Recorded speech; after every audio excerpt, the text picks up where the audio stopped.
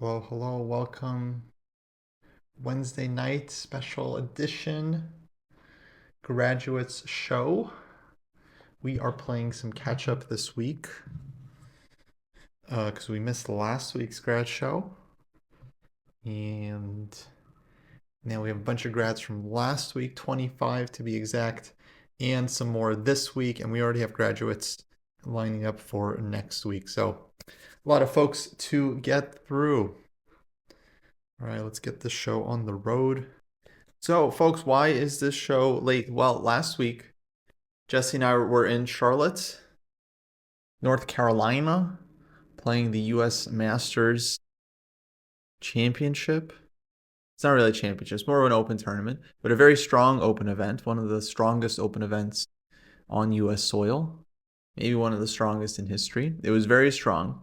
There was like a full 30 boards of like grandmasters, like 60 grandmasters, and then like a whole nother tournament beyond that.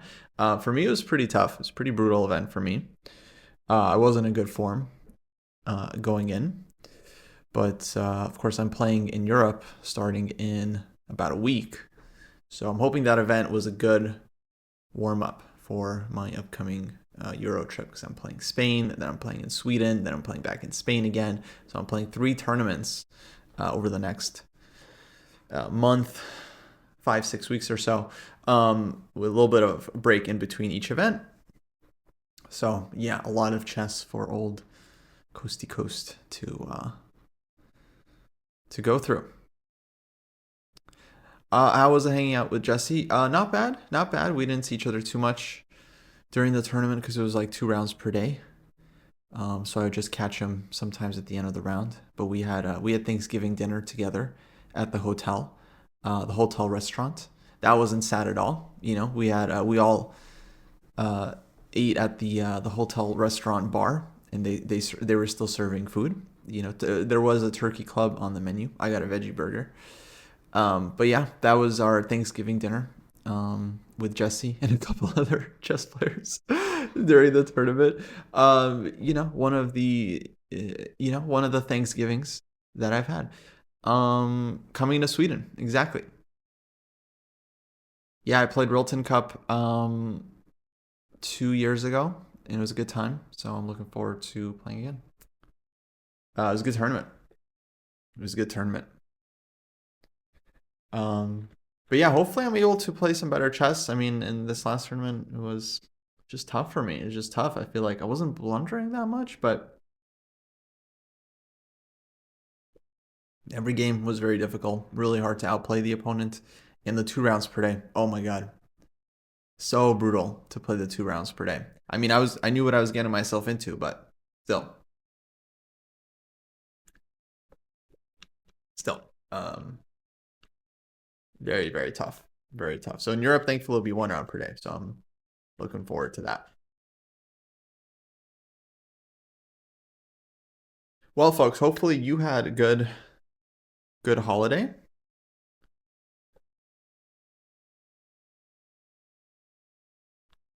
Did some chess. Got some tournaments coming up, maybe.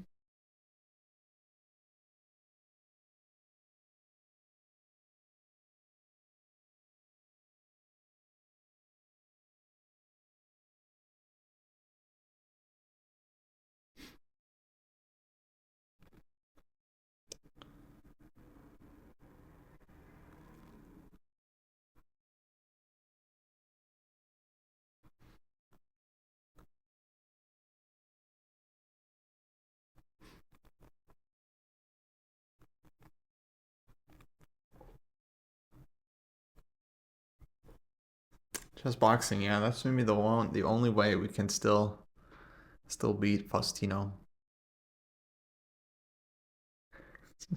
So it's too late to beat him over the board.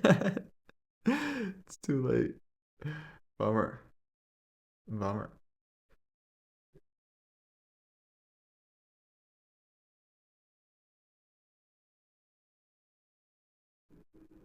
Oh, Sweet Blues, are you one of the grads last 2 weeks? Nice. So yeah, we have 2 weeks of graduates, including the graduations of last week of 11/26.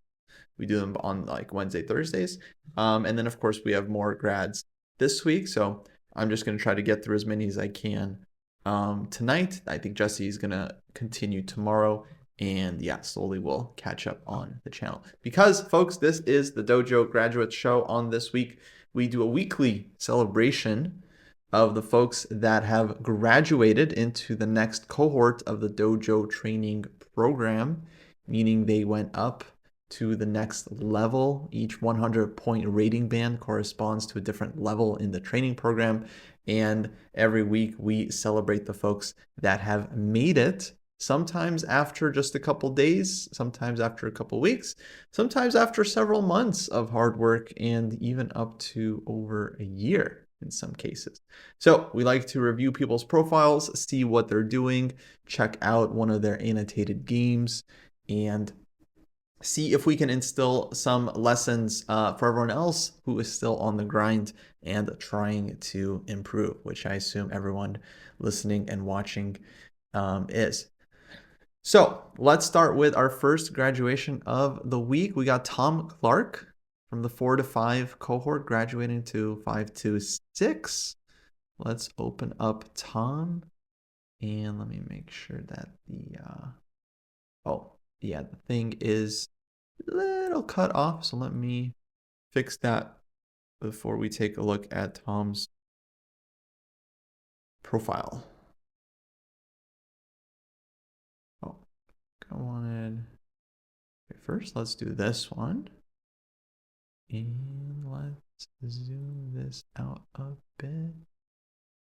Oh, that's the wrong one.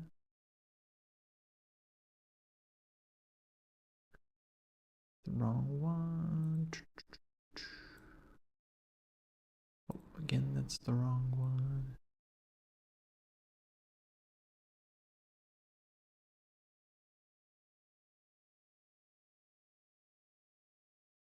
Here we go.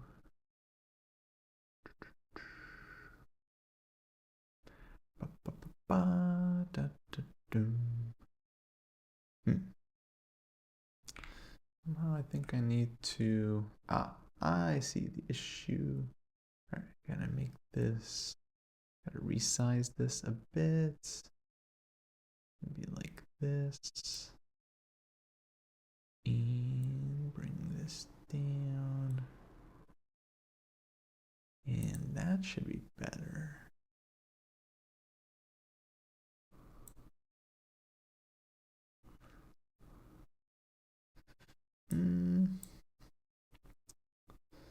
It's not the ideal. All right, one sec, folks. 1 second. We figured this out. Aha.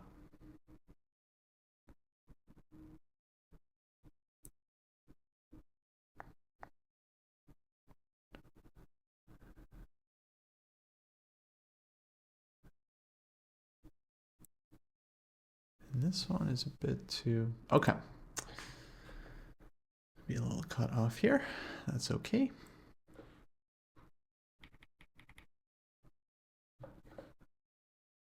Voila. Alrighty, we got Tom Clark here, who just made it to the 5 to 600 cohorts. And we see his chess.com rapid graph. He's got a tactics rating. And looks like he's done some tactics already in his training program. Let's go to activity. And as we can see, the green means all tactics in terms of the work Tom has been logging. So everyone's first chess workbook, puzzle survival, everyone's first chess workbook, checkmate puzzles. Nice, people getting into the checkmate puzzles. Love to see it. Okay, let's see. Do we have any uploaded games? My games? No games yet from Tom. That's okay. Definitely let's try to play some classical games soon and upload them to the program. We see the heat map here looking a lot of green, working on the tactics, probably playing some rapid games as well. So yeah, okay, not a lot to look at, but hey, Tom, congrats. Keep up the good work. Let's go back to our list here. And next up, we have Fanny Sack. Nice. Graduating from 4 to 500 to 5 to 600. Let's check them out. Okay, not a lot of activity here other than the graduation. Guessing a couple of badges though, so this is their second graduation. Nice job. And that's basically most of what they've done. Okay, updated some classical games. Let's see, do we have any games uploaded?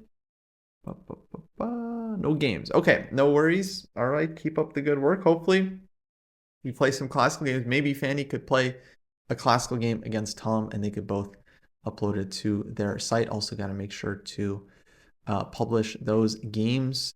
Next up, oh, we even have a message for this one. We got Nordvik and Beloved Bookkeeper in the chat. What's up, guys? Hello, hello. Thanks for joining. That's right, Late Night Grad Show. So that everyone gets a chance to watch. Okay.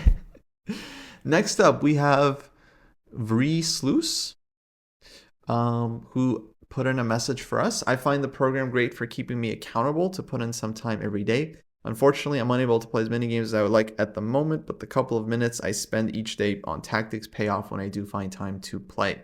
Playing against stronger players in a recent classical tournament was great exposure. I haven't had time to annotate the games yet, but simply playing and reviewing these games gave me good insight on things that I need to look out for, things that wouldn't necessarily be as clear when reviewing games against equal opponents, as they wouldn't necessarily take advantage of the opportunity I create for them. Sorry, no new games to review this time, but I really enjoy the program and will get my annotations up to date. Great. Well done. No worries. Congratulations. Nice brain graph here. A dad of 2, newborn and toddler, trying to learn chess. Well, it's never too early. All right, let's give them a follow. Shermanator. And all right, heat map. Looks like we have some custom tactics on this heat map.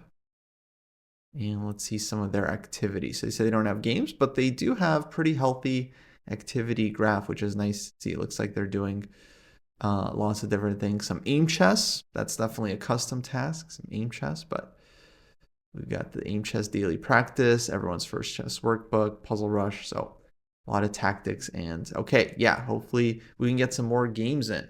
Definitely want to be analyzing those games, inputting our annotations while they're fresh, and yeah, publishing them so that the lessons really stick. How was my tournament? My tournament was not great. I talked about it a little bit just at the top of the show, but you know, as usual, good learning experience. I feel like a lot of the games and losses were instructive, at least, but yeah, overall pretty bad form. So definitely not my best performance. Not my worst performance, but hopefully one of my worst. All things considered in the future.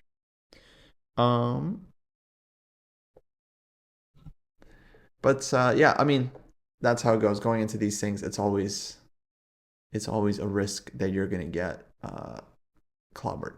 So yeah.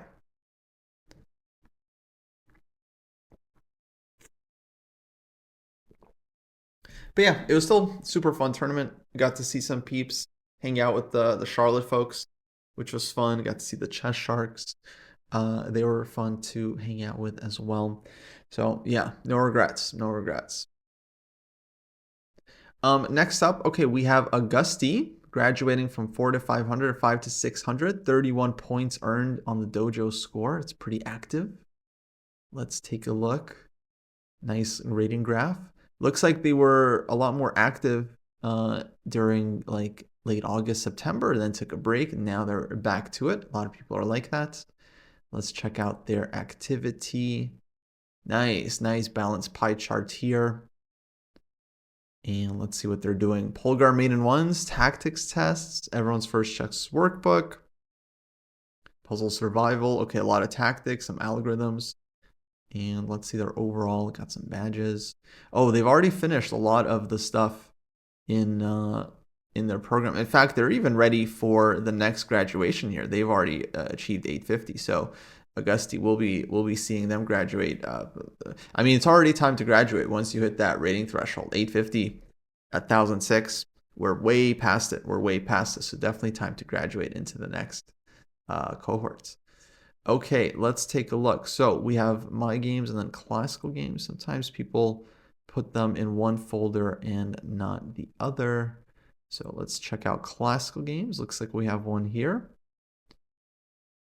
Let's take a look. All right, our first game.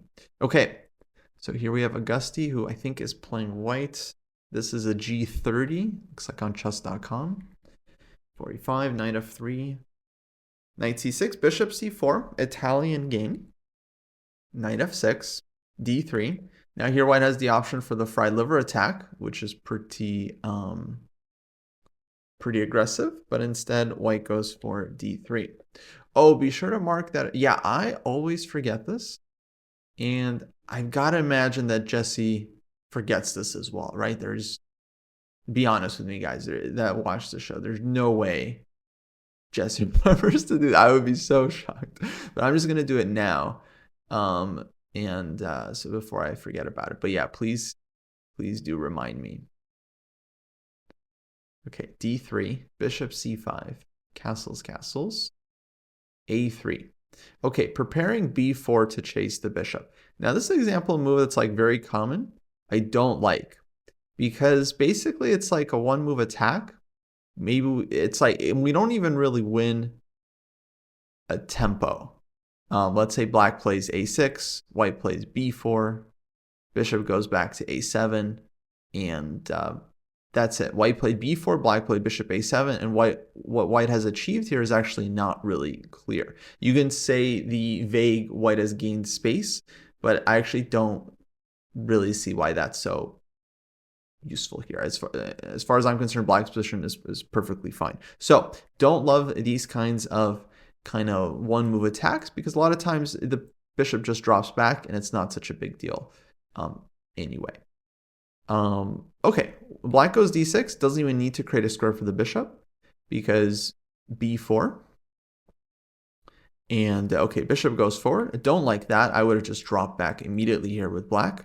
With this one, I actually think white should go ahead and just trade this guy off, because this is a pretty nice bishop to take. And then black can take with something. We can go c3, and then, okay, it's a small advantage, but white can maybe even play for f4 in the future. And yeah, try to use the bishop pair. Maybe a small edge for white, but this is kind of what we were hoping for. c3 is not bad as well. Now c3 is kind of gaining a tempo, because this is a useful move, and white was able to get it for free. All right, bishop d5. Yeah, don't love it either. The bishop's already developed. And I think white should just be developing their own pieces, like bishop g5 looks good, knight bd2, this plan, rook e1, knight f1, bringing the knight over to the king side. It's time to just keep developing our stuff. Bishop d5 doesn't really come with a threat and allows black to trade off one of our best pieces, which black does, correct. So takes, knight drops back, and now white pushes d4. Maybe we need to go c4 to secure this guy. But d4 played, e4, nice move by black, knight e1, and knight takes d5. And now black looks like they're doing extremely well. However, c4, knight f6, c5, some tactics, but black can maybe take twice. Takes, and I think black actually could have even taken this one again, using the pin on the d file, but instead goes here, which also makes sense, saving the bishop. So knight c2, getting that knight out, knight b4, bishop d2, queen f6, bishop e3, wait, do you guys see what I see? Bishop d2 lining the bishop up against this loose bishop on a5. Maybe some threats of knight takes d5. And then black plays queen f6, just planting the queen perfectly in sight of the knight. So my eyes just jump to knight takes d5, right? Because this is the discovered attack we were looking for, and now the knight has a target as well. So if we just take, if black recaptured, then Of course, bishop takes a5. This is a free piece for white. And if black is doing something else, well, we're hitting the queen on f6. Maybe queen takes d4 is possible, but I still think this should work out for white. We have a check on e7 to save the knight, king h8, and not sure how we save this rook, but we can at least take this guy. And we have 2 pieces for the rook. I think white would be doing pretty well here. Even can consider some attacking ideas. Bishop c3, queen d4, and yeah, at least it's, I think, definitely in white's favor. So we got to watch out for these tactical ideas when we have the chance. Bishop d2, bishop e3, very passive, focusing on defending the pawn, but overlooking our own possibilities. Okay, rook d8 takes. Maybe black could have done something else, but takes. Queen c1, c6, bishop g5. All right, nice.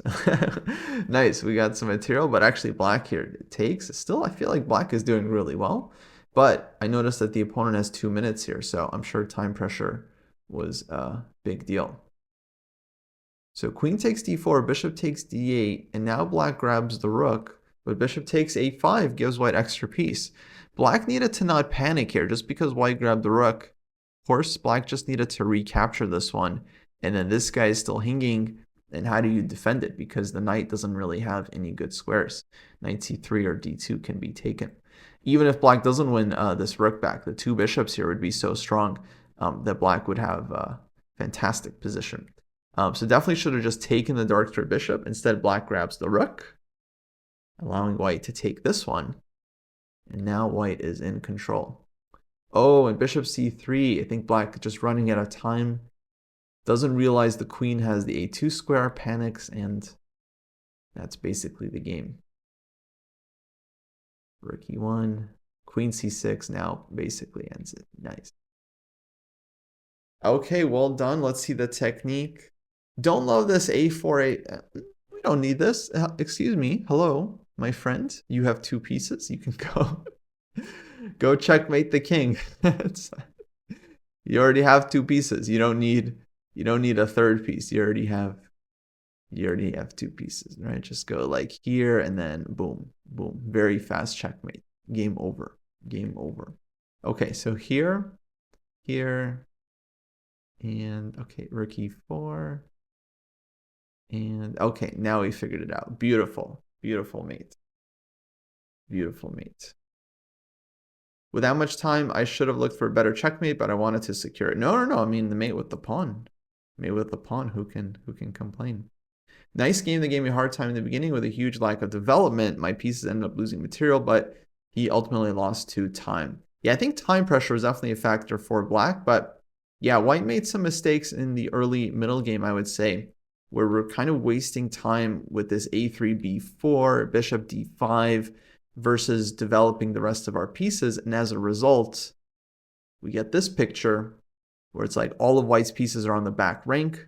Black has everything developed and is up a pawn. And so it's no surprise that like the tactics don't work out for white because nothing is developed. Okay, good game, Augusti. Best of luck. We'll see you in the grad show soon. And great annotations here, by the way. Very nice, like detail. Pointed out a lot of the mistakes. Good notes. So for this level, fantastic annotations. If you play 1 classical game a week, 2 classical games a week, annotate them like this, you'll definitely be making a lot of progress very soon. Okay, next up we have Smitty Cent, graduating from 6 to 700 to 7 to 800. The Hank Hill profile picture. I'm sure Jesse knows who that is. Okay, so little activity here in November. Let's see what Smitty Cent has been up to. Algorithm, opening principles, nice. Master games, blunder games, good. A little bit of everything, playing some chess, doing some end games, doing some tactics. Beautiful, nice variety. And let's see, do we have any published games? No published games yet, so definitely something to work on. We often see this at lower levels. People don't feel quite comfortable uploading and annotating and publishing their games, but hopefully we can inspire those to do so soon. All right, Smitty Cent, best of luck. Let's go on to Oslo. This is Oslo's third graduation, at least. Jumping up to the 700 to 800 cohort, 82 points earned. Let's see what Oslo has to say. This cohort was tough for me. Didn't think I was going to make it. Figured I would try and double down on tactics. In the last 4 weeks, I done most days 45 minutes to 1.5 hours of tactics every day for the most part. Seems the last few weeks I've been hanging less and less pieces on the board, and that seems to do the trick for me. Happy to be part of the dojo. Well done, Oslo. And look at that. Yeah, look at that rating graph. Beautiful, beautiful. That's the grind, guys. That is the grind. You know, it's not just straight up. There's ups and downs, ups and downs, ups and downs all through the way. Very important part of chess, guys, I definitely have learned is that it's not about not making mistakes. It's about how you react to your mistakes, how you bounce back. Adult improver from Denmark. I started playing chess October 2023. Nice. Let's give Oslo a follow.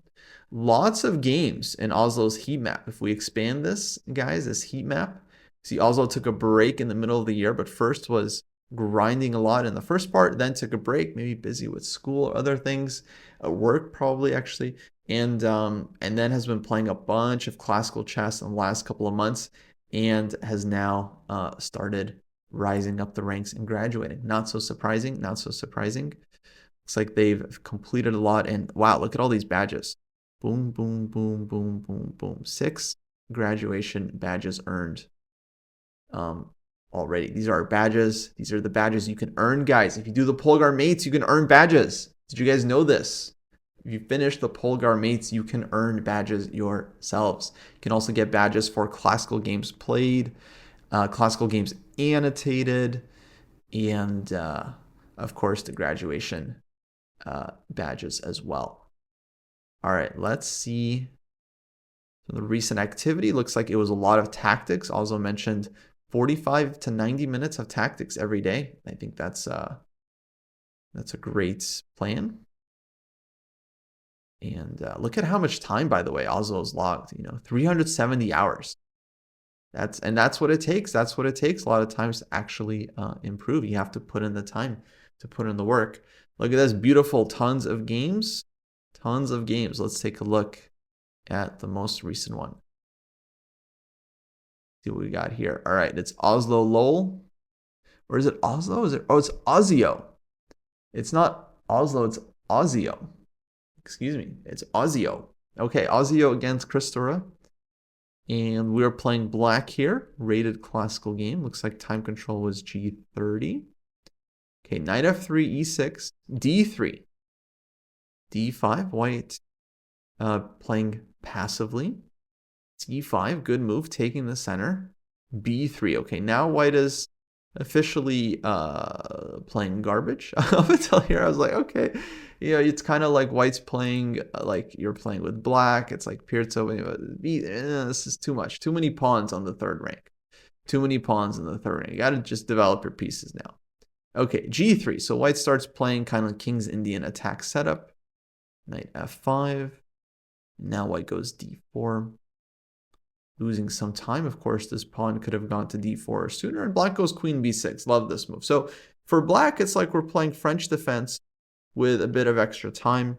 Definitely could have considered, let's say, taking here first and then going queen b6 so that now we can take on d4, and then we have this like bishop b4 check possibility as well. I think this would probably provoke white or induce white to play e3. Maybe could go bishop b2 as well. But on bishop b2, for example, then black goes bishop b4 check.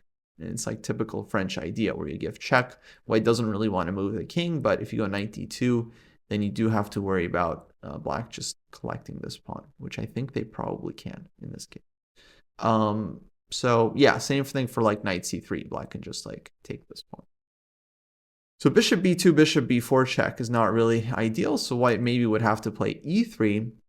But then you force them to play e3. I think this is Again, not ideal. Now I don't really like bishop b4 check. It's just bishop d2. We don't really want to trade those bishops off. Queen a6 maybe, but then just queen e2. So from here, I think black just kind of develops the pieces and yeah, eventually brings the rook to the c file. Knight maybe goes to d6, e4. This knight goes to b4. And we play a positional game where we're trying to win on the queen side with all of our piece play.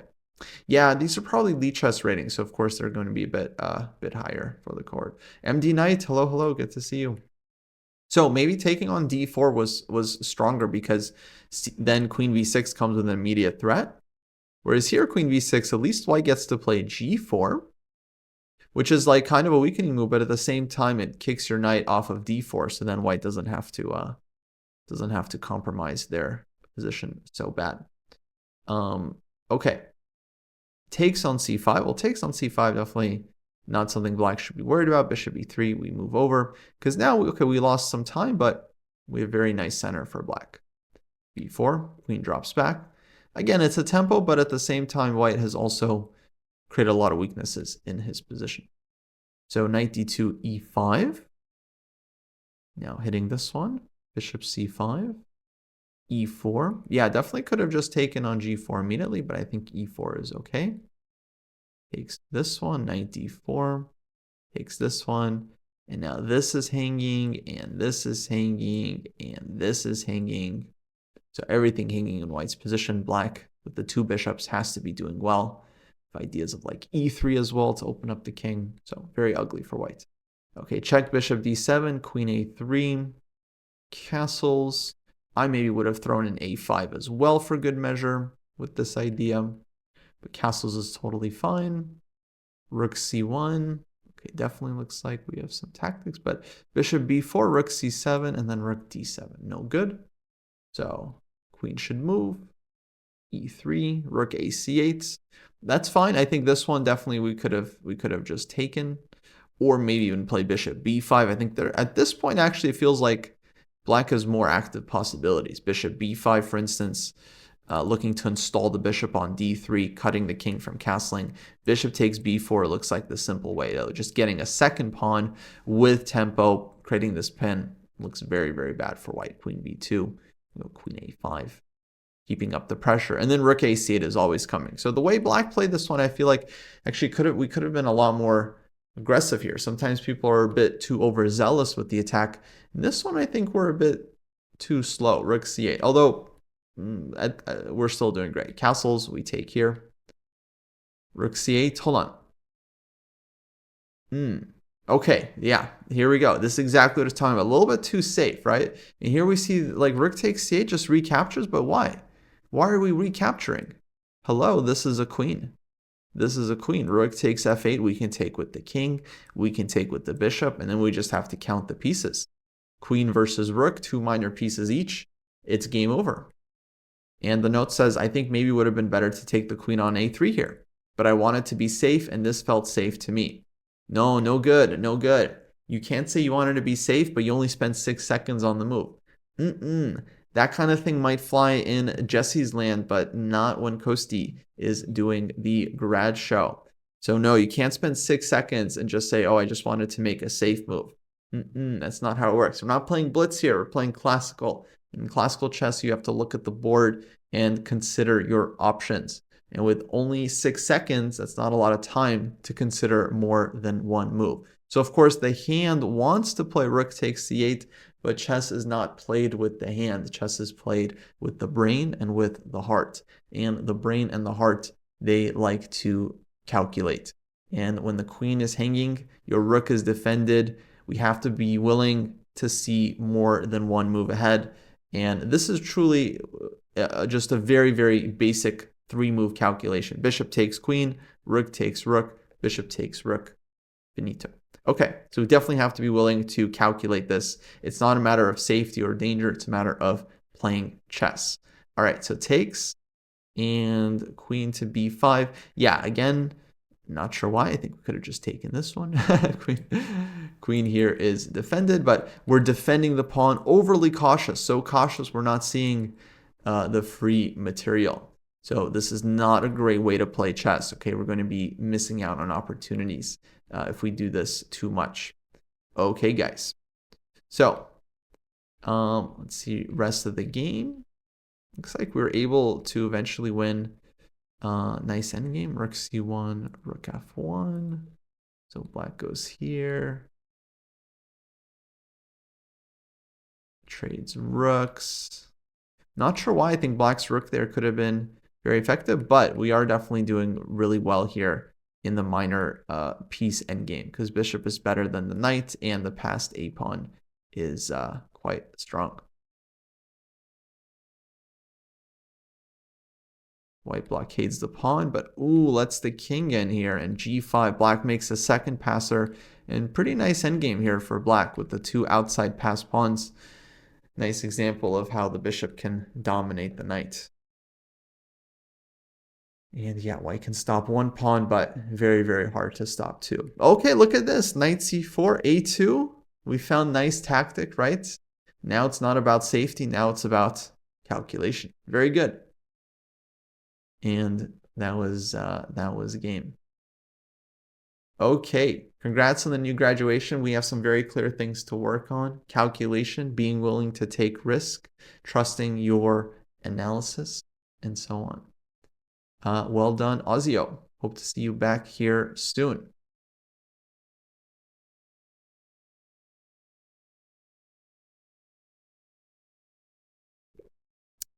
Okay, next up we have Captain Howdy, graduating from 800 cohort up to 8 to 900.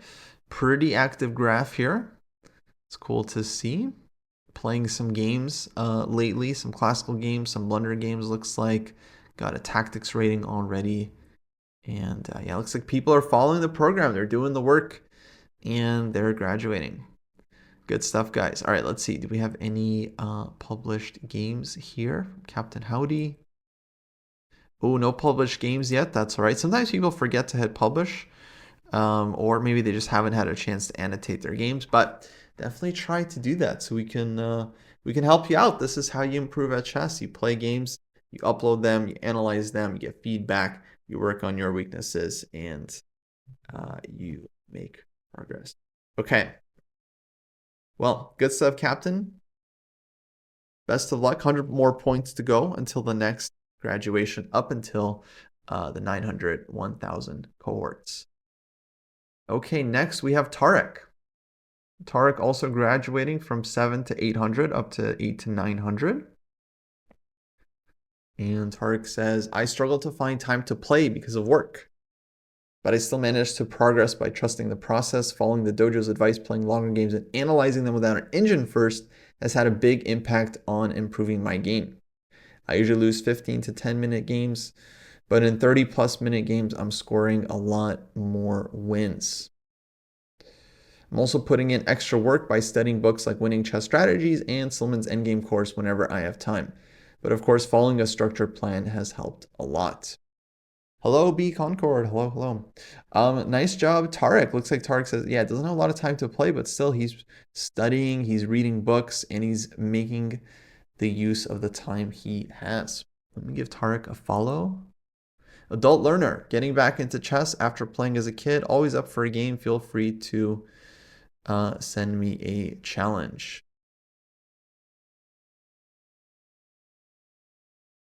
Yeah, I think those long time control games they definitely feel much more useful. Looks like we're very close to the next graduation. 1579 out of 1600 Lichess Classical would be the next cohort, and a lot of the work done in this cohort already. So Tarek doing great. Following the plan, completing the stuff. He's already played some classical games, 40 games this year. 40 games this year. Well done. Well done. Loves the new checkmate test. Awesome, awesome, awesome. All right, let's check out some games. I think we got some games uploaded from Tarek. But yeah, doing all the right stuff, being consistent, studying, playing games, annotating them. That's how you do it. Okay, we already have one game in the 8 to 900 cohort. Let's check it out.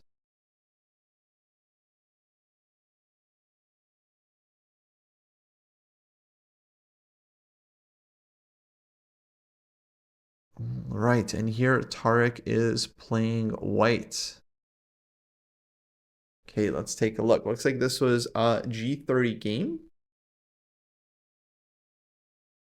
Played on chess.com. So e4, e5, knight f3, d6, d4, f5. Uh-oh. Oh, but this is the way Philidor used to play his own opening. He would play with this early f5.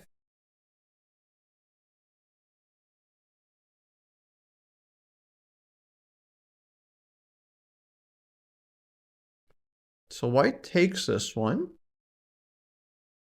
and then takes this one. Looks good. Looks good. d5, and now white's up a pawn. Maybe black should have played e4 like this. I think this is maybe more challenging. And then I'm not really sure what the theory here is. Queen e2, queen e7, or bishop takes f5. If knight g5, also bishop takes f5. But I don't know if white should take on f5. Maybe this isn't the right approach either. Though how should white play? Because if we take here, then black goes fe4. Maybe something like this makes sense. Knight g5.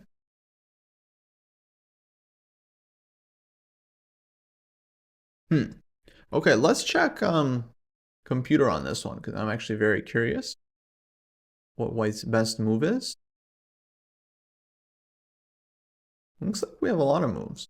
So bishop c4 makes sense, because then on fe we have knight g5. But then d5? Wait, how does that work? So bishop c4, fe. Oh, knight takes e5 is the idea. Wow. And then I guess takes, we have queen h5 check. Normally is the plan. It's a nice tactic. So bishop c4. Bishop c4 is pretty annoying. If black can't take on e4, then black is pretty busted. And I guess if knight e5, d5, then there's going to be queen h5 check. With the old g6, knight takes g6, knight f6. And then I guess we have a lot of moves here. Queen e5. Not a lot, actually. Queen e5 is pretty important. And then we take the rook. Because if you just drop back, then hg, take the rook, and then this is actually unclear because the queen is a little bit funny. And black is a strong center and a lot of compensation for the exchange. Okay, very funky opening. Apparently ef is also playable. And then e4, what's the key idea here? Knight g5? I mean, I said playable, it's like almost +2. Playable for white, +2. But then it looks like key move here is f3.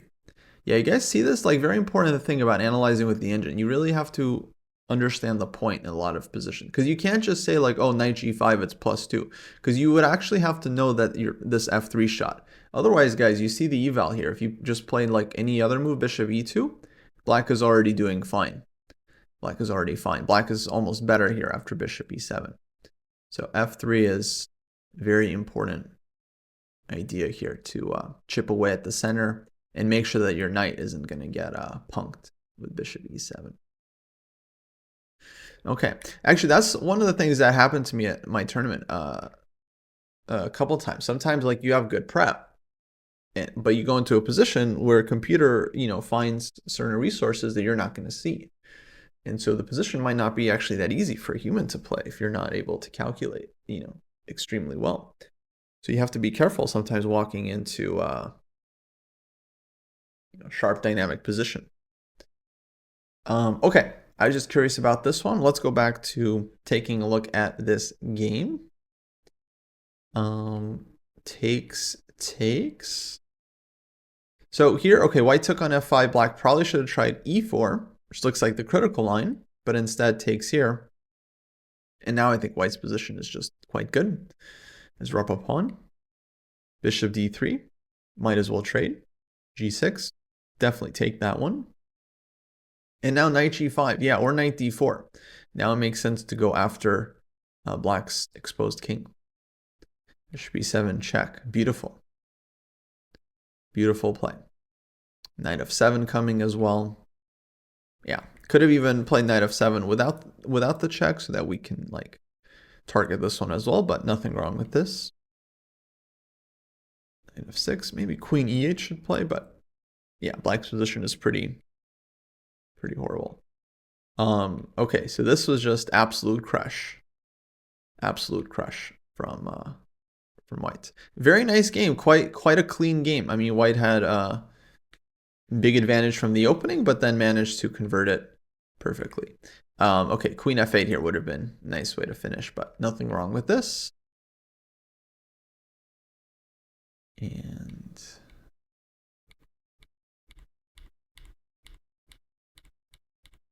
very simple, very smooth technique.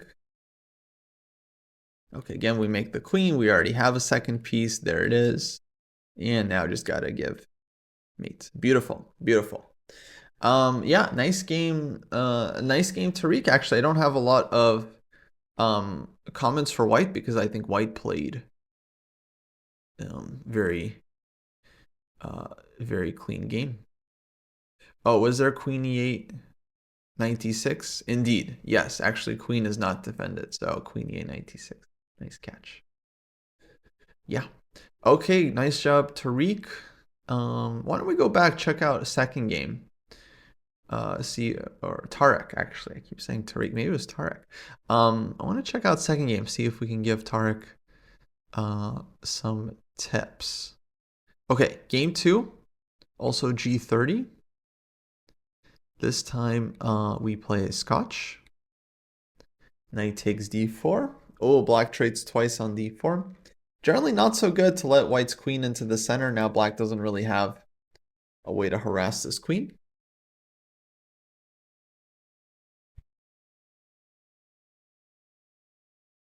Uh-oh.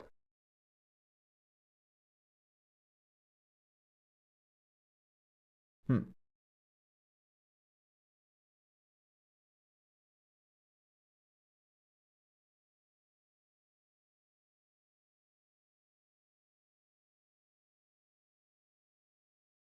.92. Rooks are connected. We can see why Tarek has been graduating. He's just playing like normal chess. And yeah, his opponents are hanging stuff, playing bad openings, playing quickly. Now here I feel like White probably could have taken this one. Actually, this looks like we missed a clean knockout, yeah? Here and here. That would have been very simple. And this is not something like we really have to, that's so hard to find, I would say. That's like boom and boom. Check and check. Basically was our second candidate. Our first candidate was this, because it like defends this one and that looks kind of nice. But then tactics is about observation. We notice that the king is going to be forced to the dark square. We have this bishop g5. Oh, but we moved the queen over, so bishop g5 isn't covered. Oh, that's right. I had a second option. Bishop takes f7 check. So that the queen stays on g7, and now we can just win the queen. And maybe there's like some ways to checkmate here. Bishop d5 looks very strong, etc. But winning the queen is definitely more than enough. Okay, so maybe if there's one thing we could work on, Tarek, of course there's a few. If there's one thing I would say actually from this game, we could have spent more time.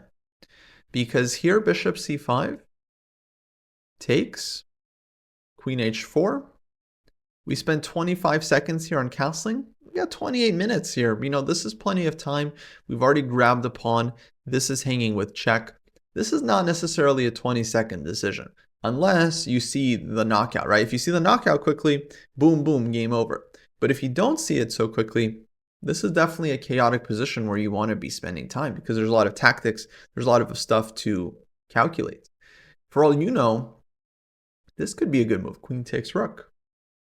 Now this looks very scary, but if we look at queen takes f2 for just a brief moment, king slides over to d1, maybe this is not that scary. We're up a rook. We're threatening to win another piece.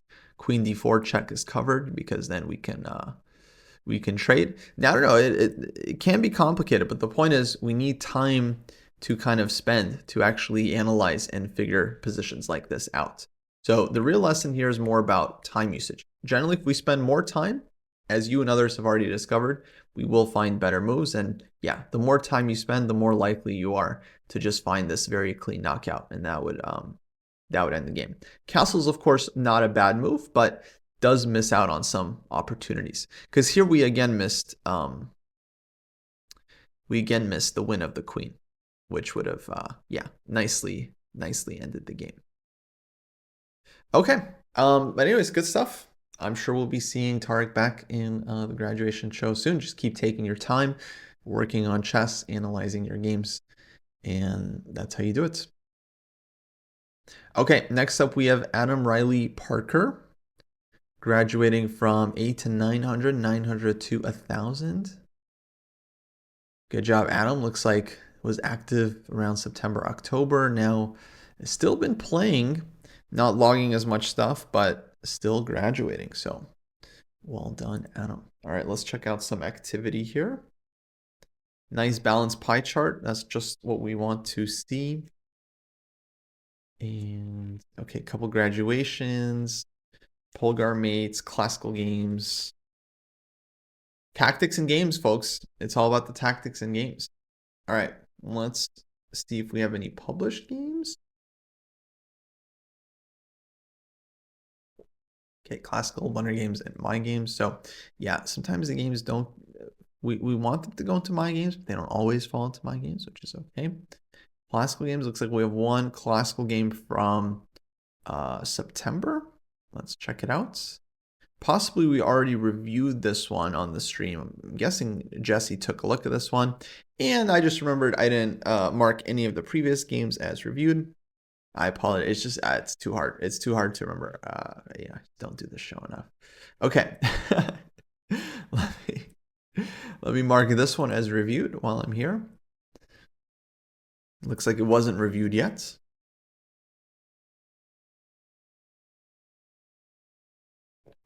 And we'll take a look. All right, so this was a French. Knight c3, black goes c5. Generally, it's considered too early to go c5 because if white takes on d5, we have a bit of an issue. E takes d5 and now takes here. And this one is hanging. And white's just up a pawn. So maybe you gotta try here, but I think knight e4 and white holds on to this one. So c5 I think is a little dubious, but white play knight f3. Doesn't really challenge. Bishop b5. Knight f6. e5, knight e4. Very enterprising. Black takes. White takes. Knight g5. Queen e7.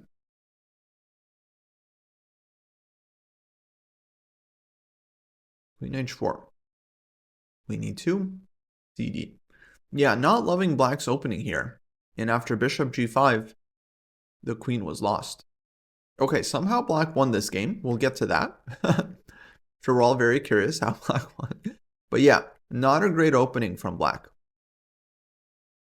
c5, I think not that bad. Knight c6, knight f6, e5, knight e4. A bit frisky. If I was white, I probably would have just castled, maybe. I'm not too afraid of this one. Takes, takes, and white center is strong. But white takes here, goes knight g5. Now I think black should have taken here. Also looks like queen a5 check was maybe just winning a piece on the spot. So for me, queen a5 looks like that was the move. So I really don't like knight takes e4. Takes, now white should have played knight d2 to avoid the check. But knight g5, both players missing typical puzzle rush. Now if this was puzzle rush, both players would probably find queen a5 check because it's a typical pattern. But because it's a game, both parties are not exactly always looking out for tactics as carefully as they should be. Very important lesson. Okay, queen e7 played, queen h4, and yeah, black gets the queen trapped. So how did we manage to overturn this one?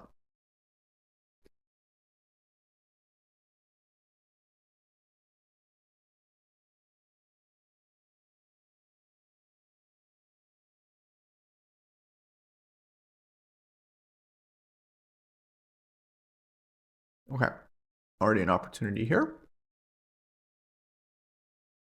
Notice that guy white playing very, very fast. Let's just look at the clock graph. Yeah, really, really fast. 1319 rating, time management rating for white, 2600 time manager. So black took their time, ended up winning the game, even without a queen, even without the queen.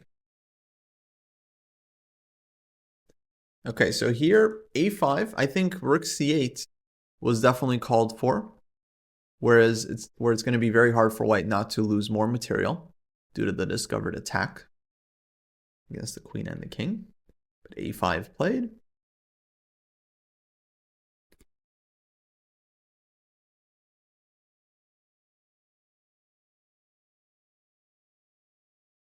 And now white is no longer better. Uh-oh. Okay, this one was here.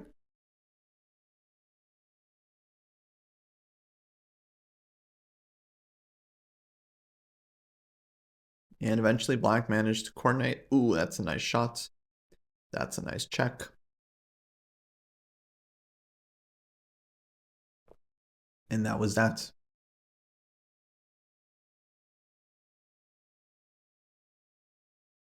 Okay, nice play with the bishops.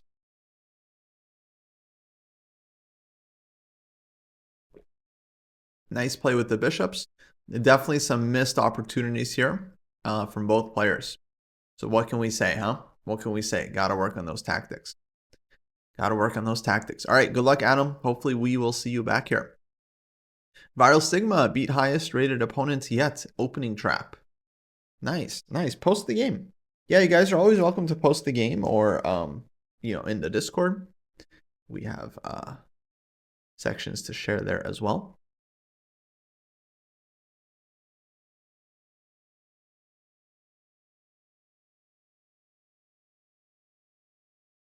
Okay, next up, WL Sun B. My first graduation took over a year, but the second one took only about a month.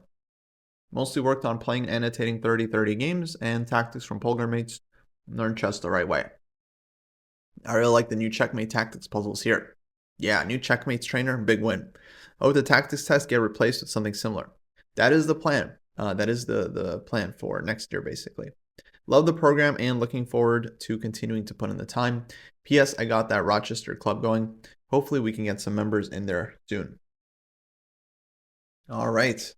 Glad to hear it. So Wilson is graduating to up to 1,000 to 1,100. Well done. Let's check them out. High school math teacher, adult improver, always learner from Rochester. Nice. Let's give him a follow.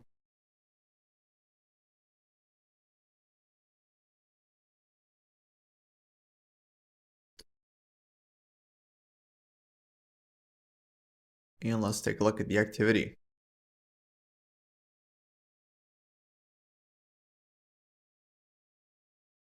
Looks like nice variety here.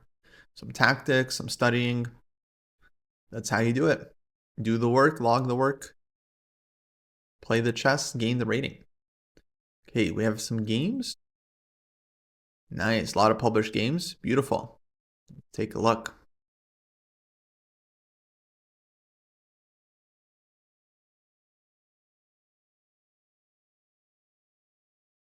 Okay, so.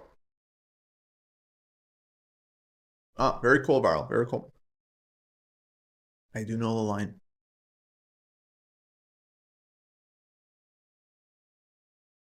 All right, 30-minute game here where hero is playing black.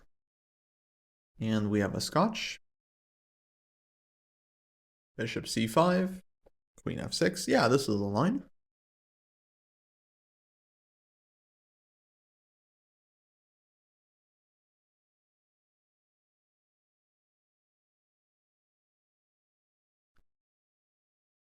Knight e5, hitting the bishop.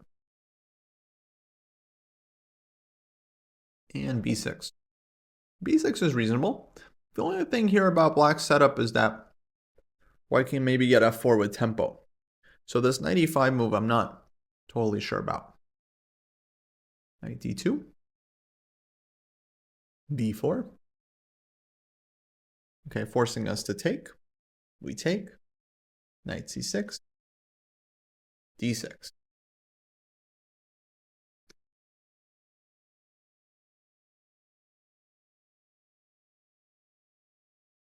Rook a8.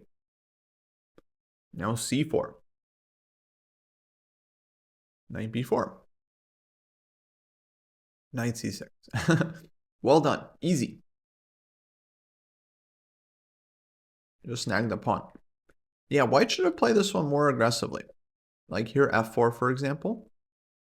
And then maybe bishop f3 and even e5. So that could put a lot of pressure on black. Knight g6, and then maybe even this and this. So if you take, there's going to be e5. Oh, but the bishop hangs. Okay, so here maybe black can get away with taking this one, because on this we would take. Although actually there's takes, right? And white wins full rook. Then that would definitely not be nice for black. So there could be some potential danger here. Also, just can start with e5. White can just start with e5. And yeah, black's queen here is going to get kicked around. Bishop f3 is coming anyway.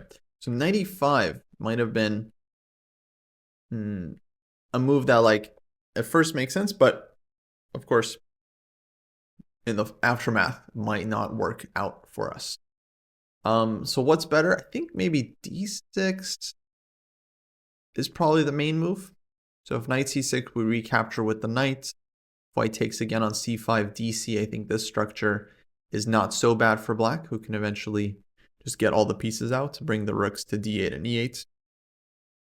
And yeah, this looks reasonably healthy for black. I think maybe even b6 here, followed by bishop b7, is also playable, if I remember correctly. But yeah, probably have to check the theory for the most accurate info here. So b4 takes here, drops back, and yeah, then white unfortunately bungles it with c4.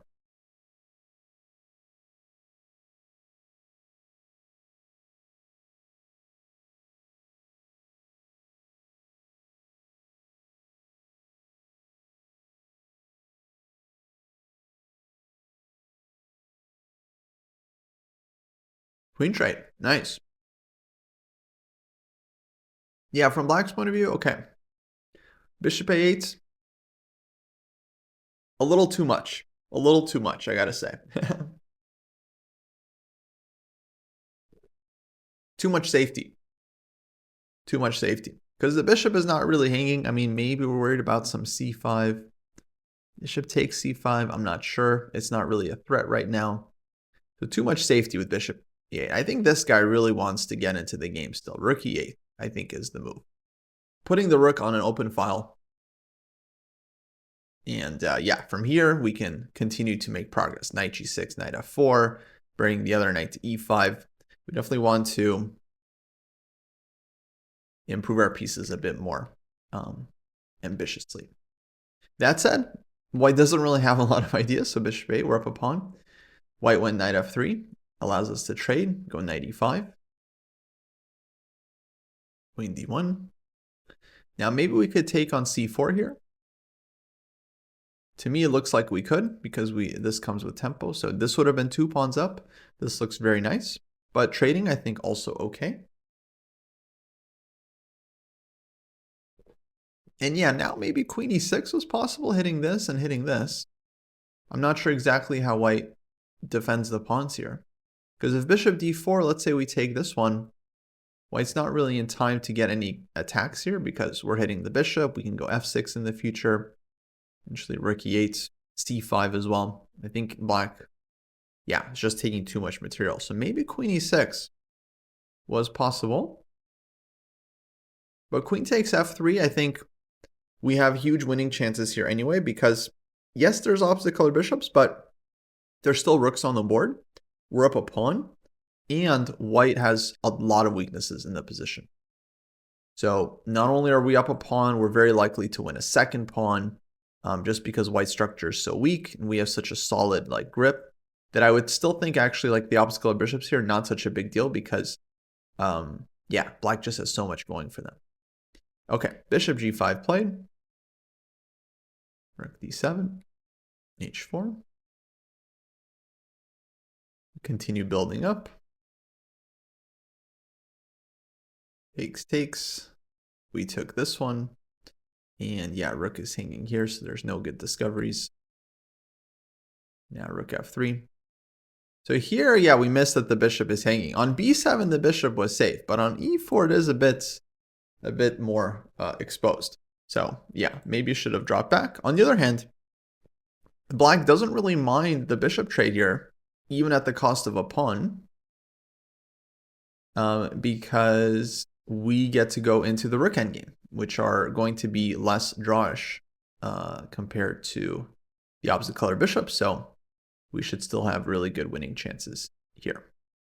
Okay, apparently we didn't see the bishop on e4 is hanging. That's fine. We still are happy to trade. Maybe we had some better options like bishop c2. I'm not sure, but a b6, all good.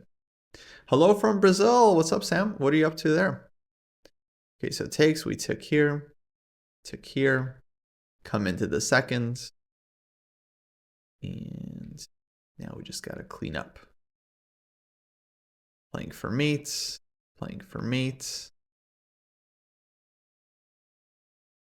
trade rooks, and we simplify into nice rook endgame, rook f6.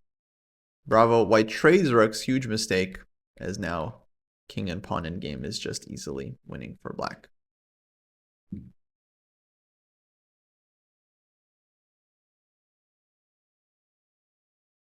Beautiful.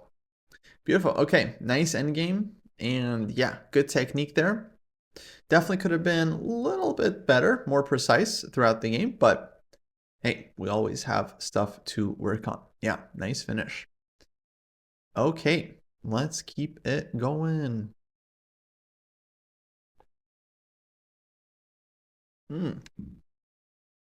Brazil, Dubai, wow. Wow, seeing whole world, huh? Very cool.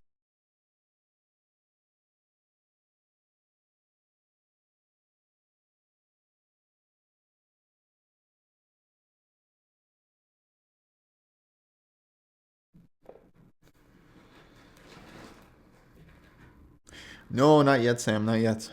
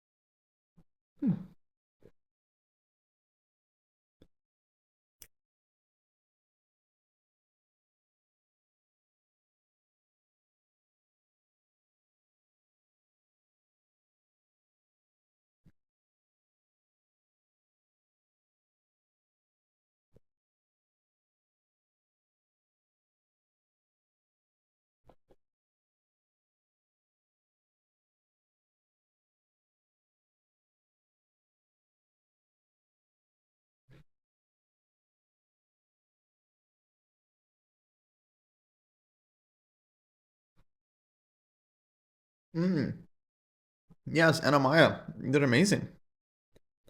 How did she do in the last game? I saw she was playing for I am Norm, but I didn't see if she made it or not.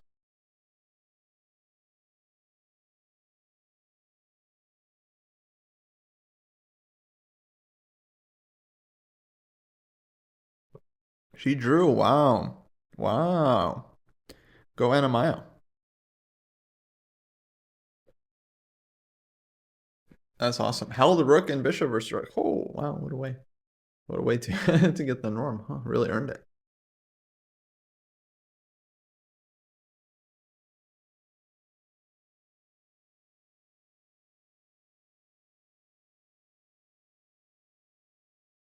Nice.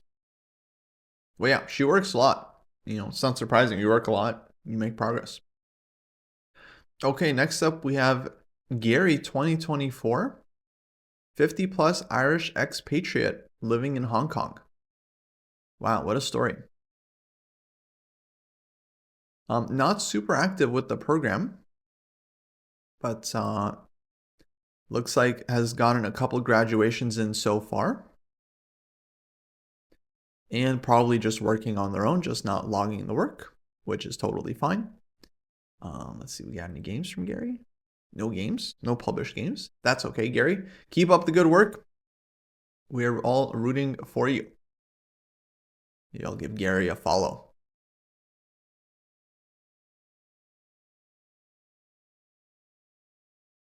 Excuse me. Okay, next we have Snehul, graduating also from 900, 1,000 to 1,000, 1,100. Let's check out Snehul. And pretty active here. Looks like started logging stuff just recently. Go back. Yeah, they used to log stuff at the beginning of the year. Now they're logging stuff towards the end here. Got a couple badges. Tactics rating, nice. Checkmate puzzles. Checkmate puzzles very, very popular lately. Let's see their activity. Doing a lot of tactics lately. Mastery games, classical games. And let's take a look. Any published games? Got one game from a year ago. A year ago. All right, we'll take a look at this game quickly. Oh, internal server error. Well, that's not good. It might be a game that's like not, it might be a dead game. Sometimes games aren't, they're like deleted, but they still show up. Okay. So if we get more games in, we'll be happy to take a look next time. But looks like we're well on the way to the next graduation, 1350. So 48 more points to go. Alrighty, keep up the good work. Let's move to Ryan, also graduating from 900, 1,000 to 1,000, 1,100. Ryan says, it is very helpful to have a community of improvers and a structured training plan to follow. This was well worth my money. Could you please review this game? I found it interesting and rich with complex possibilities. Absolutely. Let me bring that up. Nice, it worked. Okay, before we do that, let's take a look at Ryan's profile. So he's in the, oh wow, Ryan's already graduated a couple times. So he's up to 12 to 1,300 now in terms of the cohort. And I think he's ready to graduate even again. So his chess.com rapid rating has actually shot up. So yeah, Ryan actually should be even a couple of cohorts higher. So hopefully catches up soon. And yeah, looks like he already has a couple of annotated games. Very nice. Chess.com, classical, FIDE rating, tactics rating. Beautiful. All right, let's take a look at this game. So here our hero, I think, is playing black. And this was G30 game. Looks like on chess.com.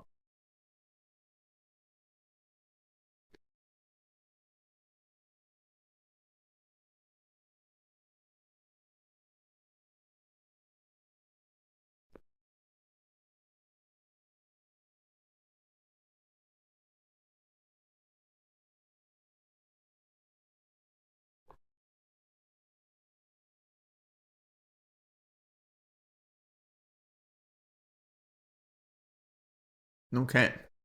So we get this almost Rogozin type of position. So Queen's Gambit declined. Bishop G5, Bishop B4. And now black goes for this early G5 knight E4. Very aggressive stuff. Rook C1.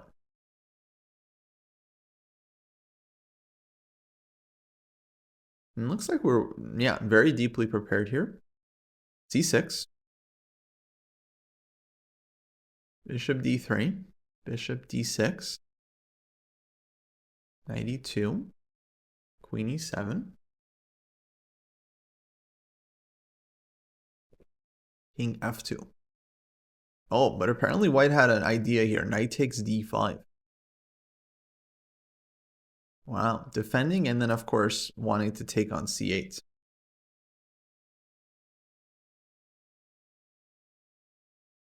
So yeah, we blundered that one.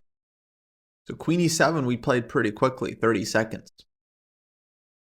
So again, a matter of needing to spend more time, right? We don't want to blitz out of prep. Here we spent a few minutes on bishop d6, but yeah, it would have been better to spend more time here to avoid this blunder. Not an easy position for black to play because, yeah, things have already been weakened on the king side. Apparently the engine wants to play g4 here for white, according to the notes. Which, yeah, not so easy to play like this.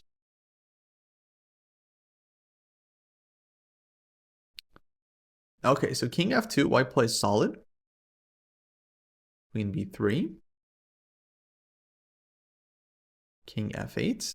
Black tries to castle. King e1 back is very strange. Feels like the king was good on f2. So where's white going? Is he going to d2? He goes this way. Yeah, he should have done that earlier if he was gonna go that way. Yeah, maybe here white should have played king d2. And then eventually try to castle this way. Kind of interesting. Okay, here. So king's getting some exercise. 97. So yeah, good time to play knight d7 because I don't think white wants to allow the smoke with rook b8. Rook takes b2. So queen goes back to c2. But I don't like this queen c2 move either because it's getting in the way of the king. I think white should just continue the plan, go king c2, king b1, tuck that king away. So queen c2, b5. I like this. Bishop to b4. Knight to b6. Yeah, now it feels like black is taking over. So white here just, yeah, couldn't figure out how to coordinate the pieces. Knight c4, takes. d5. Yeah, rook b8 also should be good here for black. e4 we took. Take here. Queen f6.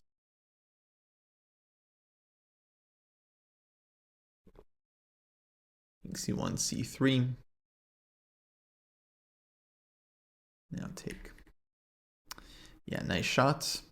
Can't take with the queen because rook comes to c8. If you take with the pawn, also rook c8.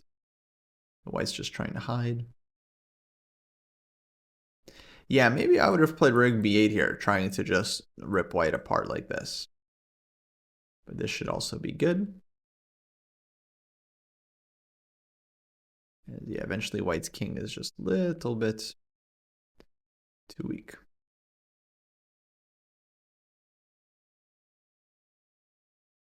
Okay, things got a little messy here, I feel, but I think we're always more or less in control. Oh, it is a little bit scary for black's king. But check and, oh, that's game over. Because now finally, finally white's pieces or black's pieces are breaking through. Yeah, nice game, nice game. Maybe the attack could have been a bit more precise, but strategically felt like black played this part very well. Once we got this weakness on g3, queen e7, not a good move tactically, but strategically made sense. Probably should have just played like bishop e6 or something. But yeah, very interesting game. Definitely like this moment here, knight d7. Just willing to develop quickly. It's very important. And yeah, good annotations. So keep up the good work. Ryan, I mean, already graduated a couple of times. I think we'll be graduating again very, very soon because they've already made the rating. So we should see Ryan in the higher cohorts before too long.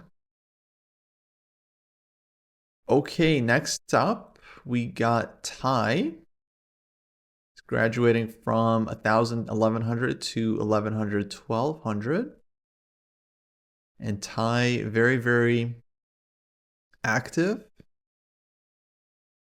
lately doing a lot of tactics and mill games, some classical games as well. Emergency Department RN living in Boston. Oh, resident nurse. Oh, I met some nurses recently from Boston. Also chess players. Very cool. Very cool. Okay. So let's check out Ty's activity here. Looks like a lot of games.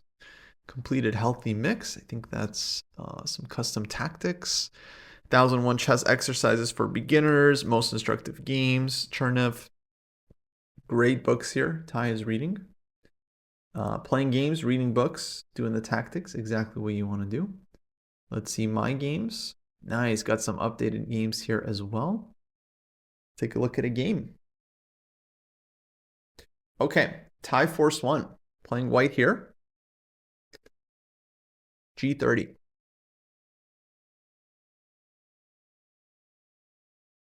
And we got another Scotch. Pretty popular opening at the lower levels. Takes, D6. Bishop B5. Good move. Putting pressure on the knight. And now white's just developing. Queen D2. This is aggressive. Castling queenside, looking to attack. Bishop G7.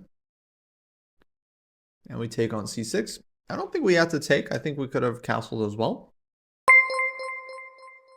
Cash Carbon. Hello, hello. Thanks for the raid. Hello, folks. Welcome to the dojo. We're doing our weekly graduate stream right now. Celebrating the members that have gained in level lately and have moved up to the next cohort in the Dojo Training Program. We're just reviewing some games, looking at some profiles here. Here are heroes playing white. In this position, actually, I was just thinking white should maybe just castle because we're not really worried about black trading on d4. We have everything covered here, and the queen is happy to live on this diagonal. I think something like this, and white could drop back, go h4, h5. And yeah, I think white would have a great position here. Scotch definitely quite OP at lower levels. I agree.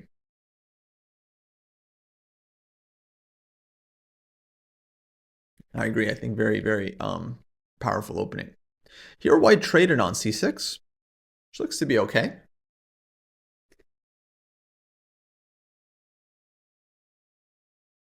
Now bishop h6. Okay. So we trade off the bishops. I'd say maybe white has a small advantage here, but nothing special because yeah, we're both castle kingside. Black's king is safe. Black can go queen f6, even c5 somewhere. I think black is actually okay here. And definitely white could have played more aggressively, like with castle and queenside. I think this would have been the way to do it. Now this is how you attack, because then you can go h4, h5, you tuck your king away, and then your pieces can go after the king side. So that would have maybe been my recommendation. Instead, we got this. Take, take.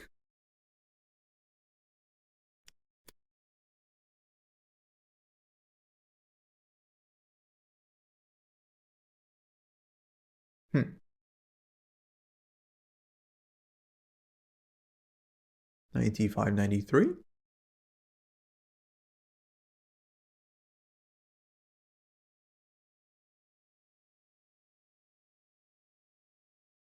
Queen c3 with the pin. King f8, and now rook d2. But hold on, guys. Hold on. Isn't there still a pin?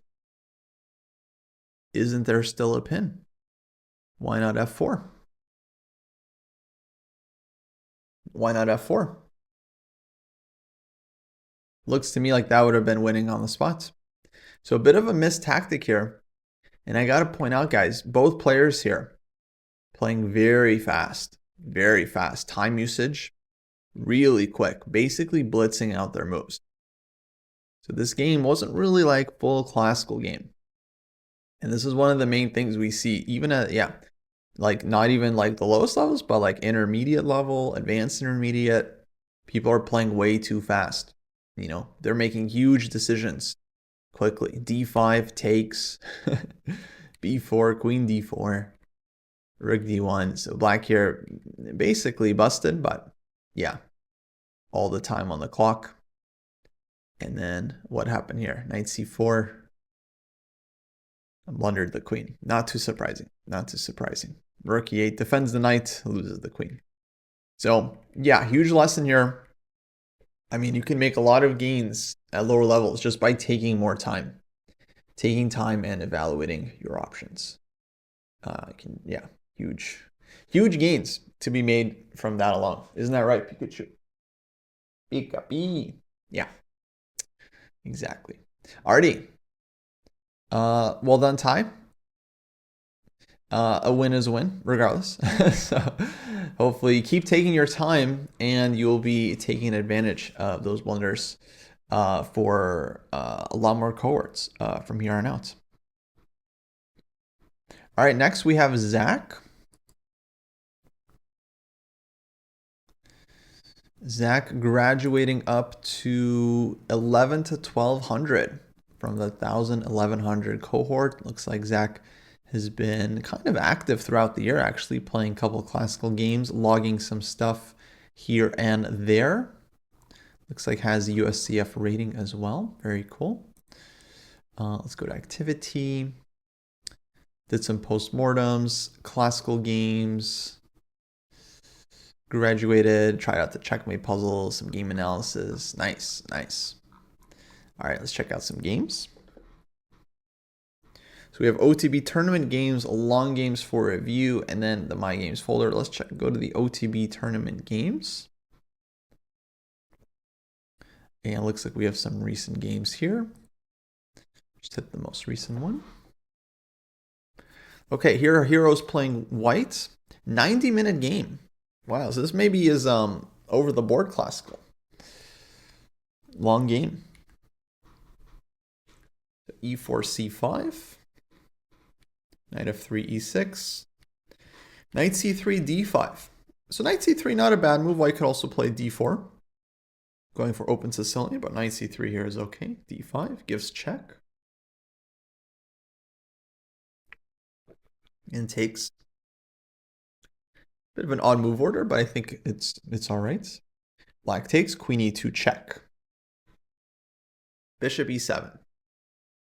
And now Knight takes D5. Well, that looks like free pawn. Yeah, sadly, we don't know how much time was spent on these moves. But nice check, Queen E2. Very alert, defending the bishop and giving a check so that we can take this one on D5 next move.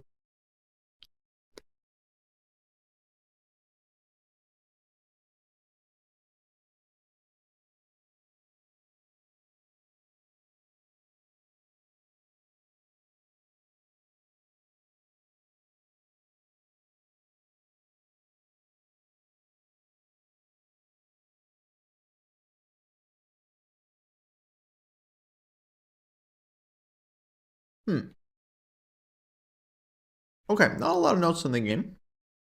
Oh, it looks like black blundered here. Bishop D6, forgot about the knight. And white came out with an extra piece. But I think white could have maybe played a bit more ambitiously here. Because like take castles here. We're up a pawn. I like this move going back because you don't help the opponent by developing their knight for them. So I kind of like that we play this one, knight c3, knight h6. But now I definitely would have wanted to play more aggressively like with d4. Because we play d3, threatening bishop takes h6. One threat that black responded with, knight f5. I feel like d4 was called for. Because now we create this threat and we create the threat of dc as well. So if knight f5, then okay, we can take this pawn and, all right, maybe black castles, but we'll go after this one again. Maybe not, I don't know. We get queen e5. I feel like this would have been the way to go. Bishop f5, bishop f4 comes out, rook d1, rook e1. We're 2 pawns up. I think white is pretty happy. Knight doesn't have such great support here on f5. And if d4 black takes, well, then we're taking on h6 in order to kind of wreck their structure. gh6, let's say, rook d1, we can go after the pin on the d file, and yeah, we're up a pawn. Our structure is beautiful, should be a wonderful position for white. And the same thing if black castles can take care as well. So I think this would have been good. Just playing a little bit more aggressively with our lead in development, you know, extra pawn. So I like this move d4 a lot just because it opens everything up. Rook e1 is also a great move because it stops black from castling. I don't think it wins a piece exactly, but yeah, stops castling. It's also a good move for sure. But yeah, I like d4 just opening everything up and creating a bunch of threats in the position. Either of these moves, d4, rook e1, definitely the way you kind of want to play the position. d3, a bit too slow, allows black to develop. Rook d1 also kind of slow. It's like we want the rook on the e file where it's open on the d file. This doesn't make a lot of sense unless we're playing d4. Now we did go knight e4, so I can kind of see the idea of rook e1, like we want to recapture, but of course black is not going to allow that. You know, they can make a lot of other moves, queen d7, queen c8, and so on. Bishop d6 played, bishop g5. Could have also taken this bishop. And again, something like queen e5. So for a few of the players we've seen today, they need to be more aggressive sometimes, especially when they have a good position. And that just means activating your pieces, putting your pieces into your opponent's territory, trying to take stuff. Invasion, infiltration. That's the way to do it. Other players are a little bit too aggressive. They need to develop their stuff, right? So different players make different kinds of mistakes and have different weaknesses to work on. But definitely Zach is one of those players I think has to look for more aggressive opportunities. Nevertheless, we won the piece, and I think we showed pretty good technique here, hopefully, to convert. Let's see. Queen e5. Rook e4. I think this square, okay, rook e4, totally fine. Knight e4 also looks right. But wait, rook e4, king g8. We were playing for checkmate. Why not? Why not go after the checkmate? Now we're playing like here and here. So this is kind of what I'm talking about. Like some players are a little bit too safety oriented. We have mate in 2 available, right? It's just mate in 2 moves. Black can give 1 check. It's not a big deal, right? So we have mate in 2 available. We got to play for mate. That's why we played rook e4, to give checkmate. So here, way too cautious with our approach. Way too cautious. Again, just give mate. But okay, regardless, we still managed to convert by going into the endgame. And the technique was good enough. All right, good job, Zach. Definitely can work on being more aggressive, using tactics and dynamics in our play. But keep up the good work. I'm sure we'll be seeing Zach graduate soon again. Hello, 1K. 1K, thanks for following. Yeah, I think you should just start playing against real people. Just forget that you can play bots. A lot of people play bots. I've never thought this is helpful. In fact, I think it kind of holds people back. Yeah, because like online, you can just like there's no pressure. It's all casual games. Everyone is just kind of playing on their phone or like from the couch or from the bathroom. So there's really no pressure. A lot of people feel pressure like, oh, they're starting to play online against real people. They are rating. It's all just for fun. All absolutely just for fun. So I would say just keep playing. The sooner you start playing games against real people regularly, the faster you will start to make progress because you'll get experience against real players and not bots. Computers, bots, they still play in kind of like a weird way. So I don't really recommend it. I think much more useful and instructive to play against real human beings.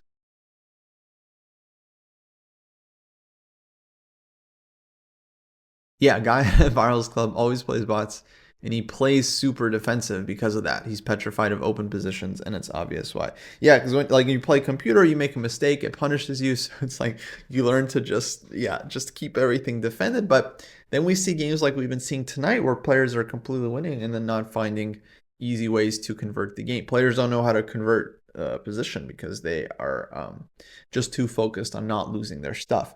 And like that's not necessarily like fun. Like it's like, are you playing chess or are you playing don't lose any of my pieces? And yeah, okay, obviously it's good to not lose your pieces, but at a certain point you also have to um, take some risk and try to make good moves. Yeah, play aggressively.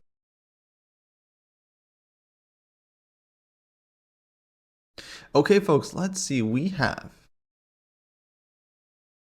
about 10 more grads to go. Actually, it would be cool to finish these up tonight, but let me take a quick break. We've been on for about 90 minutes here. Take a quick break. We'll come back. We'll keep looking at the grads from last week. And yeah, see you guys in just a bit. Got a number of grads left.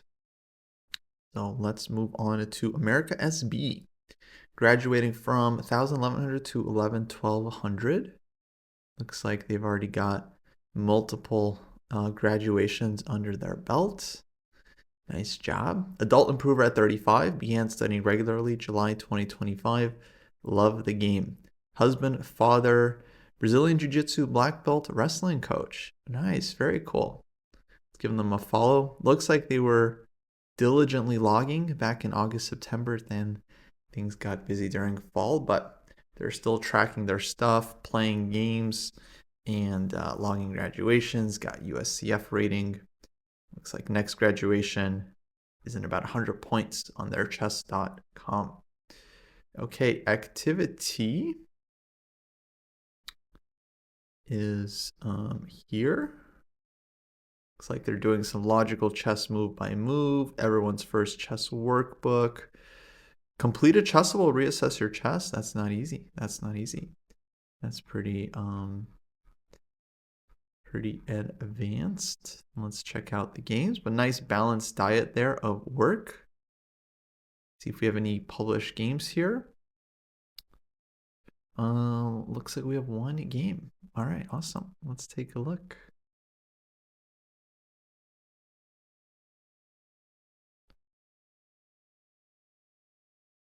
Okay, hello, leveling up. What's going on?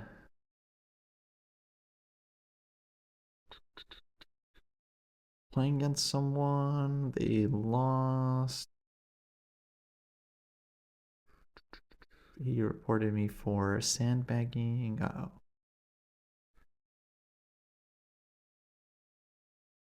Was this in a dojo tournament or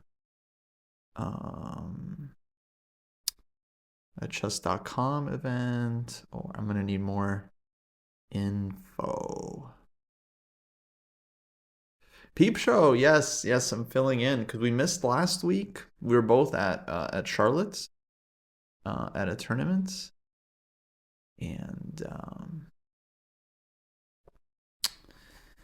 yeah, so we got last week's grads and this week. Jesse actually will be back tomorrow, I believe, with the current show. Ghost Fast is a streamer. Cool. I don't know them. I don't know them, so I don't know what you want me to do or what. Are we? I don't think. No, we should be good. Not muted. Not muted. Everything good. Twitch streamer. Yeah, that's cool. Told me I might get banned now. Yeah, I don't know. I don't know. Don't know.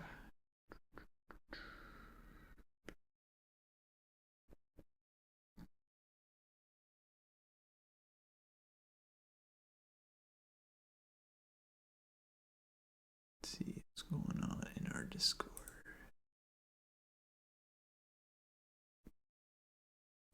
Yeah, usually for like one-time thing, you're generally fine. I don't even know who you played, so I honestly have no idea what it is you're asking me or hoping for me to do.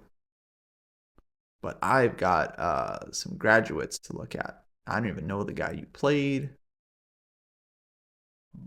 So yeah, wish I could help more. Yeah, hopefully he gets over it. Hopefully he gets over it. Cool. Okay, so e4, c5, d4, c takes d4, Smith-Morra gambits. No, queen takes d4. Queen takes d4. Knight c6, queen a4, g6. So queen takes d4, knight c6. Yeah, I don't really love this line for white because you end up moving your queen around a little bit too much in the opening. And I think black here is, yeah, just comfortably developing. Okay, bishop c4. We went d6 now for some reason. And queen b3. So white eyes f7. Black goes e6. Bishop g7. So black ended up making a couple extra pawn moves here. I feel like not really necessary. So bishop c4, d6. I don't really feel like we needed this one. It could have just continued with bishop g7. And then if queen b3, knight e5, for example, is a nice way to defend f7 and hit c4 as well. And then we could think about trading off the bishop and then developing knight f6, even d5. And I think black is going to be pretty comfortable here. So d6 here, e6. I think again, knight e5 maybe would have been a good move. And we have bishop d7 to block any checks. Could we develop? Knight c3, bishop f4, knight a5. Beautiful. Love this once we're castled. And notice, guys, both players playing very, very fast. So this is, again, one of those classical games. Not really a classical game. Both guys just kind of blitzing out their moves. So, like, I would say pretty quick. Rapid chess. And the reason this is important is because we end up making a lot of mistakes when we play too fast, and chess ends up being kind of random. It's like someone wins, someone loses. It's like both players are playing fast, someone ends up blundering, and that's it. So here, knight e8, it was white that blundered, finally, losing the knight, and that was the game. Bishop c5, boom, boom, GG. GG. So again, one of the most important lessons at lower levels, it's like if you just spend your time, you're much more likely to come up with good moves.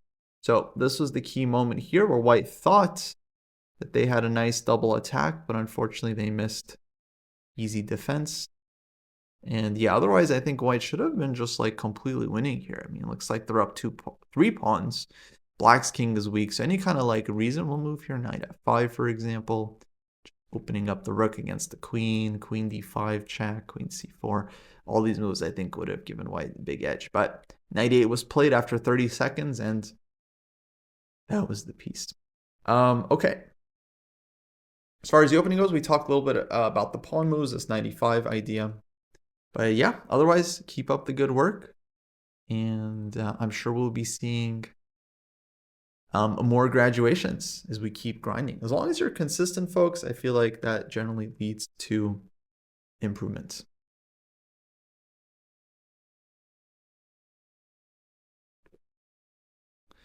Hey, Honey Syrup, how's it going?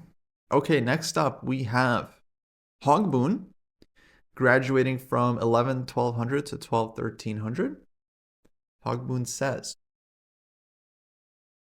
I dropped the opening work I'd been doing and concentrated on tactics, which seemed to work out well. And I dropped down 2 cohorts. That's me back to where I was before, looking forward to the challenge of reaching 13-1400. I seem to have become a much more aggressive player than I was before, so sorting out a response to 1e4 should be fun. Nice, nice. Looks like we're just getting into the openings in these cohorts. Let's check out Hogboon's activity. Whoa, look at this. Look at that heat map, guys. You seeing this? Look at that heat map. That's a lot of opening work. All that red, that's a lot of opening work. That's a lot of custom opening work, studying some courses. And now since then, we've been doing a lot more tactics. That's all this green you see over here. I feel like that's going to be the more useful stuff. And now Hogboon has graduated after focusing on tactics for a couple of weeks. Well done. Well done. It's exactly what we want to be seeing. Nice activity here. I'm guessing, yeah, pretty diverse activity chart here. Working on Chessable, 1001 chess exercises for beginners, checkmate patterns. That's a good one. That's a good one. All right, let's see. We have some games from Hogboon. Yeah, bunch of games uploaded and published. Let's take a look and see what happened in this one. Okay, our hero is playing white, and this was 30 minutes game. Classical. D4, takes, open Sicilian, knight c6, bishop g7, bishop e3. So this is the accelerated dragon, but then black goes d6. So yeah, we go back to classic dragon. Queen d2, knight f6, f3. Typical move to cover knight g4 and cover the e-pawn as well, leading to the Yugoslav attack. Castles and knight b3. So yeah, knight b3 actually I think is not a horrible move here. Sometimes white plays this to avoid the trade of knights, but yeah, definitely not really necessary. I think these days castling is the main line. Bishop c4 is possible as well, and also g4, just getting the attack going. All three moves here I think are the three critical moves. Knight b3, not so much, but I'm glad we at least spent time on it. Spent 4 minutes here. It's important to spend time when we're playing chess. Now black played e5, which definitely looks like a strategic mistake. Castling, very good, putting pressure on the d6 pawn. And bishop e6, and we grab this one. Now this pawn is often actually really risky to take. So black goes queen c8, and yeah, looks for counterplay against our queen. So I don't think we actually had to take this pawn. Another option could have been like bishop g5, for example, just to put pressure on the knight on f6 and look to play knight d5 in the future using the d5 square. I think also a possibility. But this is interesting. So queen c8. Now bishop b5. White continues to play aggressively. Queen a3. We have queen a4. These a6. We take this one. And queen c5. And black trades. So yeah, it really doesn't feel like black got enough for the pawn here, because we got the queens off. All the pieces are coming out. Bishop c8. Oh, no good. Yeah, no good. Now it's just, now white is just dominating. So it's like black sacrificed the pawn and then totally forgot that they sacrificed the pawn and started playing as if everything was okay.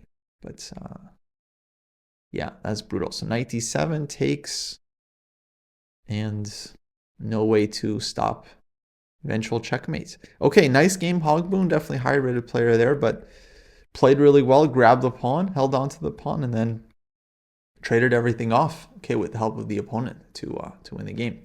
Keep up the good work, and hopefully we'll be seeing Hogboon in future graduations. I think they will. I think they've gone back to basics, playing games, doing tactics, annotating the games, going back to doing the work, and I think they are well on their way. All right, next up we have Jacko, 66666. Also graduating from 11 to 1200, 12 to 1300. Let's see what he says. Not been tracking the last month, but have kept up with the program about 1 hour per day. Definitely the hardest work so far getting through this cohort. Next cohort looking to increase the number of classical games played. Nice. See, folks, it's very easy. You do the work, you make the gains. So yeah, we fell off a bit on the tracking before. It used to be pretty consistent here. Dojo, non-dojo. Let's see Jacko's activity. And let's see, we have some games from Jacko. Some updated games. Nice. Well, let's check out a game.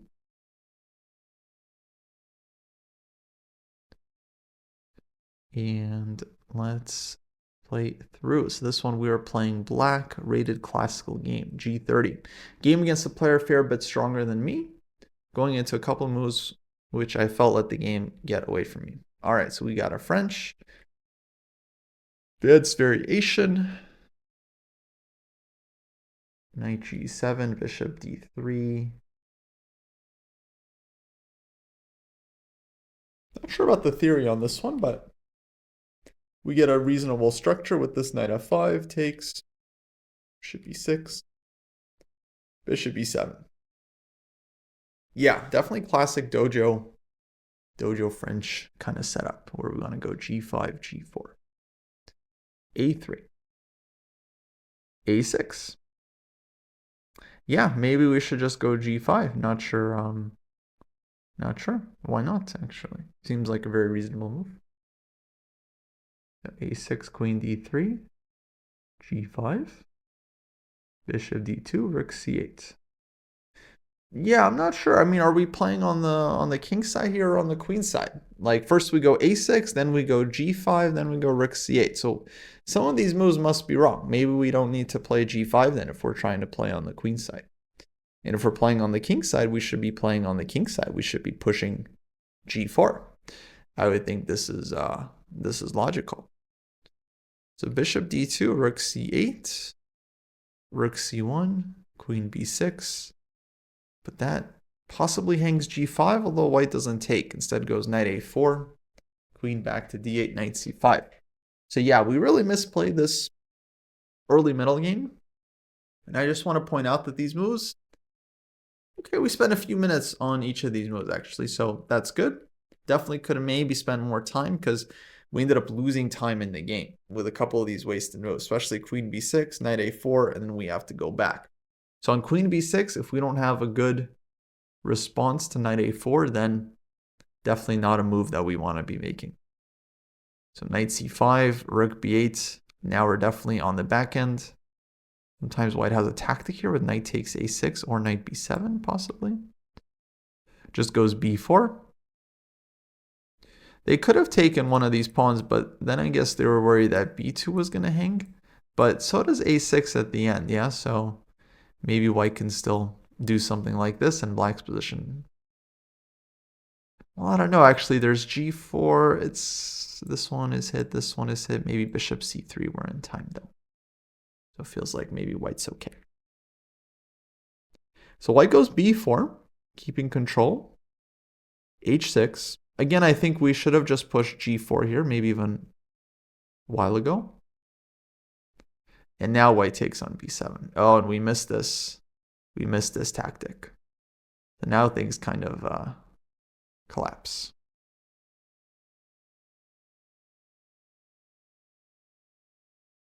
So yeah, tough game. Opponent definitely exercised their will in this one. And the exchange sack to boot. And yeah, just brutal game, but hopefully one we can learn from. So biggest lessons here, I think it's like we got to be more consistent out of the opening, and we got to figure out what we're playing for and maybe spend time to try and come up with the right plan. So here white goes A6, and we need to decide, are we playing on the queen side here? Are we going to play on the king side? Where's our king going to go? We can't really try to do it all because then that's how bad things happen, because we end up just mixing up too many ideas with one another. That's kind of what happened here. And then we missed this knight A4, knight C5, and we missed this knight B7. And now white's breaking through, and our rook is still on H8. So this is definitely not the way to play the French defense. Got to be much more confident in our plan, and definitely a sign that we need to study more French middle games to actually understand what we're trying to do in these positions, because we don't want to just leave our king in the center and yeah, perish like this. Not a good look. But no worries.